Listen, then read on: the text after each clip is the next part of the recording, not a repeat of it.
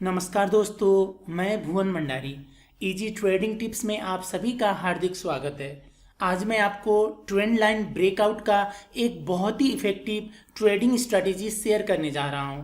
आज का trend line breakout का ये स्ट्रैटेजी से आपको ऑलमोस्ट 100% सक्सेस रेट मिलेगा। इसमें मैं पिछले 15 दिनों से ट्रेड करते आ रहा हूं और पिछले 15 दिनों में मैंने जितना ट्रेड किया वो ऑलमोस्ट सारे पॉजिटिव गए। मैंने जिस तरह से ट्रेड किया वही कंप्लीट तरीका आज मैं आपके साथ शेयर करने जा रहा हूं, जो आपके ट्रेडिंग के लिए सबसे बड़ा गिफ्ट साबित होगा। तो चलिए आज का टॉपिक शुरू करते हैं।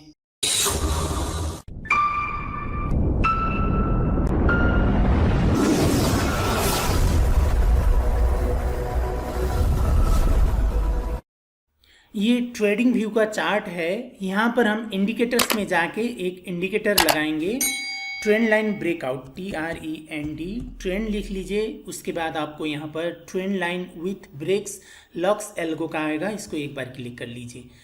ये ट्रेंड लाइन ब्रेकआउट हुआ। एक मूविंग एवरेज भी हम लगाएंगे, EMA 50 पीरियड का लगाएंगे।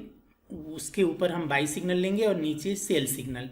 ये इसको लेंथ को 50 करना है, EMA है, ये हो गया। और मेन आज का काम है ट्रेंड लाइन ब्रेकआउट का। तो इसका सेटिंग में हम जाएंगे, ट्रेंड लाइन्स विथ ब्रेक्स का।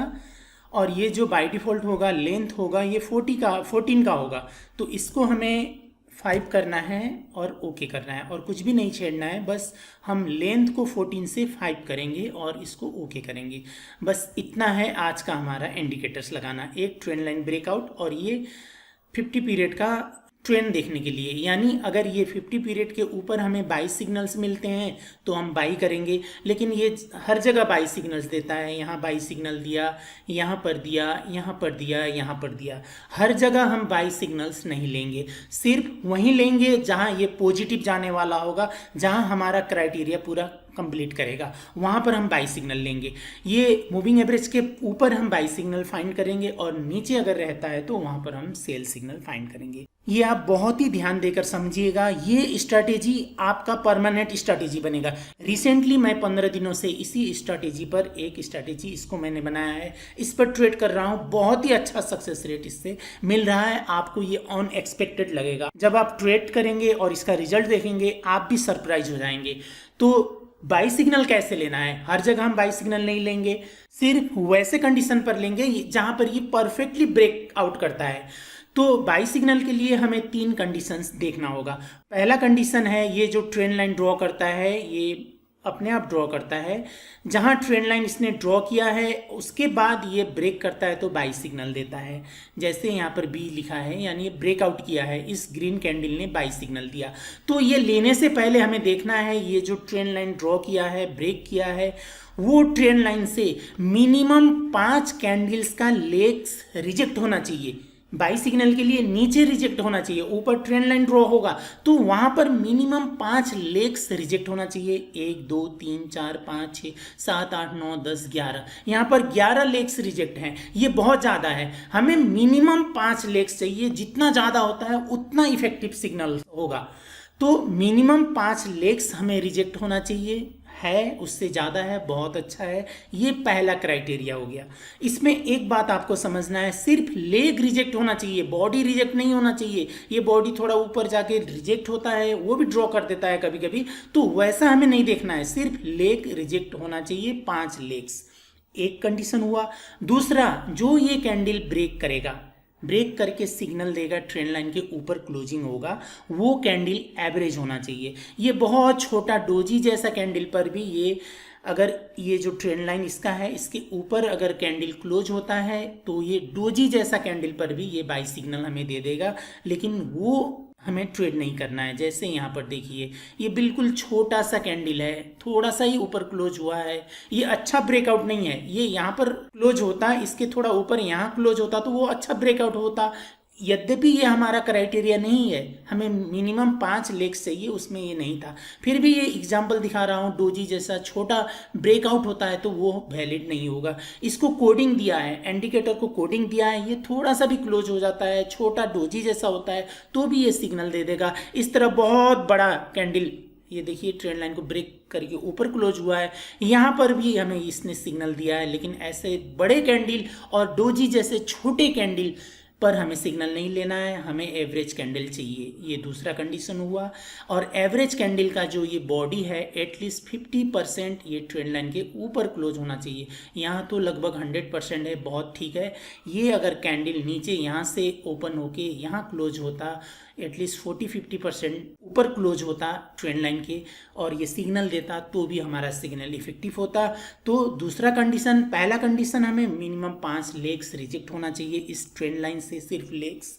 दूसरा कंडीशन, ये जो कैंडल होगा ये एवरेज कैंडल होना चाहिए, बहुत बड़ा भी नहीं होना चाहिए इस तरह, और बहुत छोटा डोजी जैसा भी नहीं होना चाहिए। और ये ट्रेंड लाइन के ऊपर एटलीस्ट 50% या 40%, मिनिमम 40% कैंडल ऊपर क्लोज होना चाहिए। ये दूसरा कंडीशन हुआ।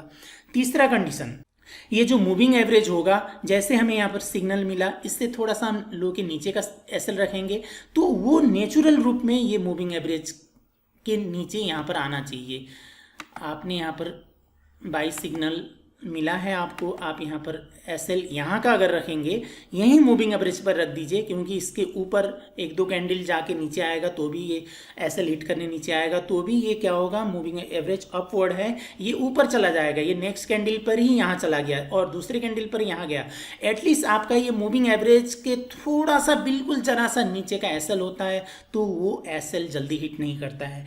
और ये आपको फिर ये यहाँ सिग्नल दिया है बाई का, यहाँ एसएल रखेंगे, वो नेचुरल नहीं होगा। मूविंग एवरेज को इग्नोर कर दीजिए आप, बस यहाँ जहाँ सिग्नल मिला है वो नेचुरल रूप में थोड़ा सा नीचे का, हम लो के थोड़ा नीचे का एसएल रखते हैं, वो अगर मूविंग एवरेज के नीचे आ जाता है, ऑटोमेटिकली मूविंग एवरेज के नीचे आ जाता है तो आपका एसएल प्रोटेक्ट करता है। ये मूविंग एवरेज के नीचे कोई भी आप स्ट्रैटेजी पर ट्रेड कीजिए, यदि आपका एसएल मूविंग एवरेज के नीचे होता है तो वो बहुत ही अच्छा काम करता है, वो एसएल जल्दी हिट नहीं होता है।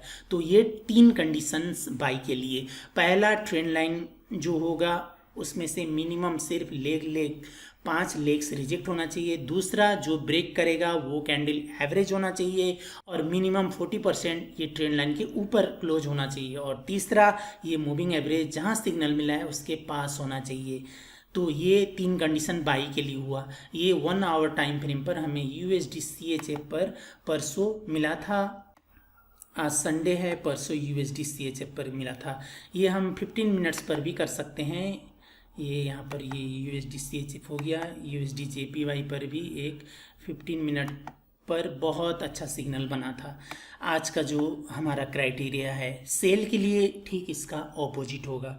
पहला, ये आपको सेल सिग्नल ये मूविंग एवरेज के नीचे मिलना चाहिए, ये भी सही था। यहाँ पर क्राइटेरिया ठीक नहीं था, लेकिन ये सही था। ये सही नहीं था, ये नीचे था। अगर इसमें हम लेते तो हमारा नेचुरल रूप में ही ये मूविंग एवरेज से ऊपर एसएल होता। तो ये आज का हमारा सेल सिग्नल का ये क्राइटेरिया है। इसको हम थोड़ा जूम करके भी हम देख सकते हैं। ये देखिए 1 2 3 4 5 6, मिनिमम 5 चाहिए। 5 लेग्स इस ट्रेंड लाइन से रिजेक्ट है। 1 2 3 4 5 लेग्स ट्रेंड लाइन से रिजेक्ट है, बॉडी नहीं है, ये देखना है। यहाँ पर आपको थोड़ा सा बॉडी दिख सकता है, लेकिन ये सेंटर इसका मेजर होता है, सेंटर से गया है तो ये बॉडी नीचे नहीं है। थोड़ा सा नीचे दिखे कोई बात नहीं है, लेकिन ज़्यादा बॉडी नीचे नहीं दिखना चाहिए। तो 5 है, ठीक है। पहला कंडीशन हुआ, 5 लेग्स रिजेक्ट हुआ। दूसरा कंडीशन हुआ, ये कैंडल एवरेज होना चाहिए, एवरेज से थोड़ा बड़ा है, ठीक है। थोड़ा सा बड़ा कैंडल अगर ब्रेक करता है तो वो बहुत अच्छा स्ट्रॉन्ग ब्रेकआउट माना जाता है, लेकिन इससे आप छोटा कैंडल थोड़ा इतना बड़ा हो तो ठीक रहेगा। इससे ज़्यादा बड़ा पर आपको सिग्नल लेना नहीं है, मैक्सिमम इतना बड़ा। इससे ज़्यादा बड़ा कैंडल, अगर ये कैंडल बड़ा होके यहाँ क्लोज हो जाता तो वो सिग्नल इफेक्टिव नहीं होता। तो दूसरा कंडीशन हुआ, ये जो रेड कैंडल है ये एवरेज होना चाहिए। तीसरा कंडीशन हुआ, इसके हम ये जो हाई है इसके थोड़ा सा ऊपर का एसएल रखेंगे। नेचुरल रूप में देखिए ये मूविंग एवरेज से ऊपर है, हमने मूविंग एवरेज रख के एसएल नहीं रखा है, नेचुरल रूप में हम यहाँ एसएल रख रहे हैं तो वो मूविंग एवरेज से ऊपर जा रहा है। तो हमारा ये क्या होगा, बहुत ही स्ट्रॉन्ग सिग्नल होगा। इस पर हम 1:1.5 का टारगेट आराम से ले सकते हैं।